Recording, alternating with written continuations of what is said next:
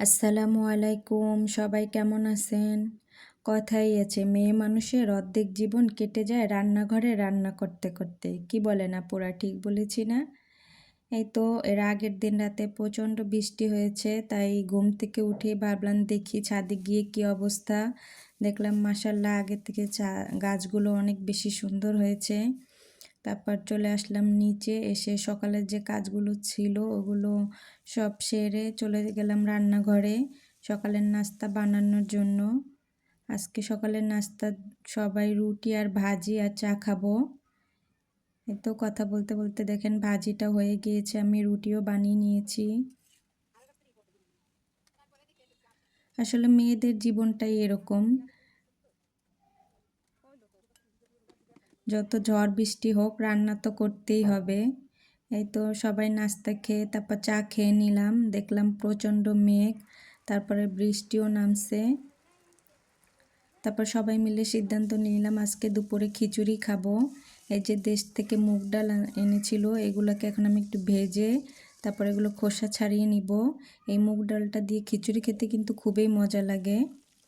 তারপর আমি আবার খিচুড়ি বসিয়ে দিলাম।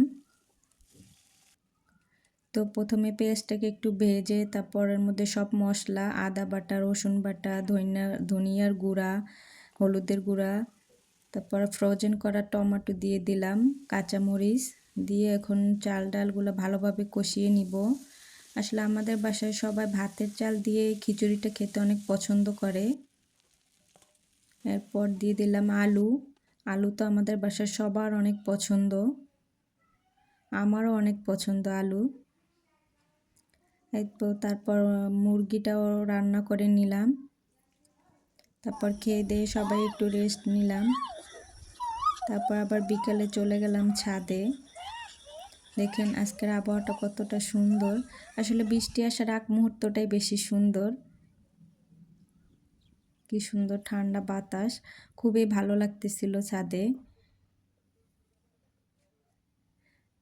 তারপর আমি আবার ভাবলাম যে তাহলে একটু চা খাই সবাই, আমি নিচে চলে আসলাম চা বানানোর জন্য। আসলে চা আমার খুবই প্রিয়, এক কাপ চা খেলে আমার খুবই ভালো লাগে। এই তো চা বানিয়ে আবার ছাদে নিয়ে আসলাম, সবাই ছাদে বসে চা খেলো সবাই।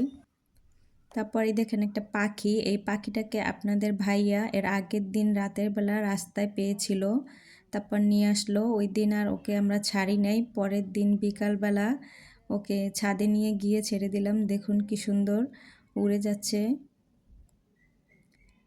সবাই ভালো থাকবেন, আল্লাহ।